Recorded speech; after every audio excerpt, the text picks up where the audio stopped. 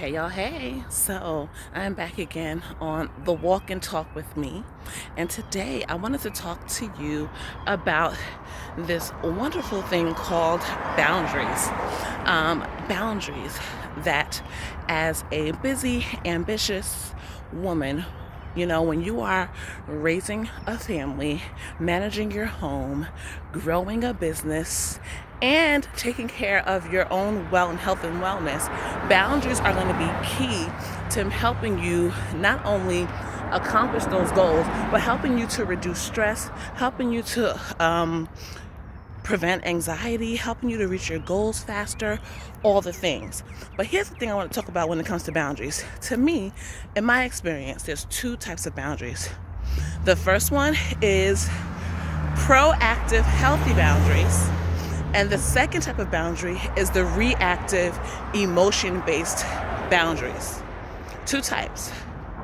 And I want to pose this question: which type of boundaries are you setting? Or which type of boundaries do you have? And I'm going to talk to you about the difference. So, I've experienced having both types of boundaries, right? The first one, let's talk about reactive boundaries. Reactive boundaries are boundaries that are based out of fear, frustration, resentment, emotion. They're not as intentional, or I'd say even thought through. A lot of times they're in the moment. And so even when you hear that description and definition of a reactive boundary, hold on, y'all. Y'all know I had to pause for the dogs. I don't play with those games. Okay, so when you hear the description about a reactive boundary, it's very clear that although you may ultimately achieve the goal, that limit and that guide that you wanted to set, but when it's reactive and emotional, it comes usually with an additional set of side effects, of consequences, maybe even results that you did not want. For instance, a reactive boundary could be, with your family, where you are just at home, touched out, you're over it with the kids, your house is a mess, too much, just so much going on, you're tired, you're low energy, and next thing you know, you snapping at the kids and your husband. Don't nobody come in my room, don't come here, I'm slamming my door, I'm closing the door, turning off my phone, doing all that, right? And although the idea about having a boundary to say, I need y'all to be over there and I'm gonna be over here, right? The intention is good, but the way that the boundary was set has the effects of potentially, a reactive boundary has the potential effects of damaging relationships, of, shifting your mood in a way that maybe causes more damage, where now you have to go back and do repairing, right? Maybe it's because you exploded, right, in some way. You might wind up cursing somebody out, okay? In the emails, as per my last email, Sally, Sue, and Bob, right? It could cause that. But then again, like I said, the boundary intention was there. But because it came without intention, without forethought, and due to emotion, the fallout from that could definitely cause more harm for you than good. Because I will say this as a disclaimer: when you set boundaries, your boundaries is not about other people. You're not setting boundaries. Hold on, y'all. See, I don't play these games. Y'all, when I tell y'all I don't play with dogs, I don't play with nobody's dogs. So I had to make sure I could get past that gate, or just walk in general. Because those are two big dogs. Anyway, I done forgot what I was saying. The point of the matter is, when it comes to setting healthy boundaries, as a busy, ambitious mom, the goal is to have healthy, proactive boundaries. So, being that I lost my trail of thought because the dogs were barking, let's talk about proactive boundaries. Proactive, healthy boundaries are boundaries that are set with intention and that are basically inspired by, influenced by, or based on your vision for your life and your business, for your health, your home, your family. They are boundaries that are based on your personal values, And they are values that are based on your goals, which are, of course, linked directly to your vision and your values. And so setting proactive boundaries looks different because you have a clear starting point. It's done beforehand.